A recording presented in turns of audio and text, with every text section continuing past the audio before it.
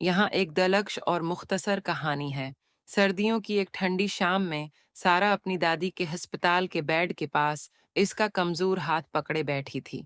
कमरा मेडिकल मशीनों की बीप और जरासीम किश अद्वियात की हल्की बू से भरा हुआ था।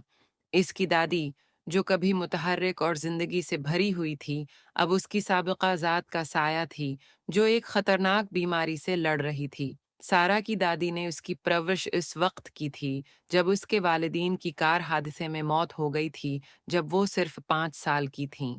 उनका एक अटूट रिश्ता था और उसकी दादी, इसकी छिटान, इसकी चंद रहनुमा हफ्ते और उसकी कब्ल सारा को बेहतरीन यह दोस्त थीं। तबाहकुन खबर मिली चंद थी हफ्ते कि उसकी कबल दादी की सारा को हालत ये बिगड़ रही तबाहकुन है। खबर मिली थी कि उसकी दादी की हालत बिगड़ रही है। डॉक्टरों का कहना था कि उसके पास सिर्फ थोड़ा वक्त बाकी है। इसके बाद से सारा ने हर मुमकिन लम्हा उसके साथ गुजारा, पुराने वक्तों की याद ताज़ा करते हुए और गैर कहे हुए खौफ का इश्तराक किया। हमारा वादा याद रखना, सारा, इसकी दादी ने सरगोशी की। इसकी आवाज़ कमज़ोर लेकिन प्राज़म थी। तुम्हें अपनी ज़िंदगी भरपूर तरीके से गुजारनी है, चाहे कुछ भी हो जाए, मुझसे वादा करो। सारा की आंखों में आंसू आ गए। मैं वादा करता हूँ, दादी, वो दम दबाकर बोली। मैं वादा करता हूँ। इस रात सारा की दादी नींद में सुकून से चल बसीं। सारा को गम से भरा दिल और यादों से भरा दिमाग छोड़ गया।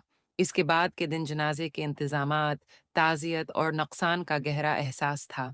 महीनों बाद, जैसे ही मौसम बहार खुलना शुरू हुआ, सारा ने खुद को पुराने खानदानी घर में पाया। अपनी दादी के सामान को छांट रही थी। इसे खतूत, तस्वीरों और यादगारों से भरा एक बाकस मिला। हर आइटम ने मोहब्बत, लचक और उनके इश्तराक करदा नाकाबिल यकीन बांड की कहानी सुनाई। एक खत सामने आया। ये सारा को मुखातब किया गया था, जो इसकी दादी ने इसके आखिरी दिनों में लिखा था।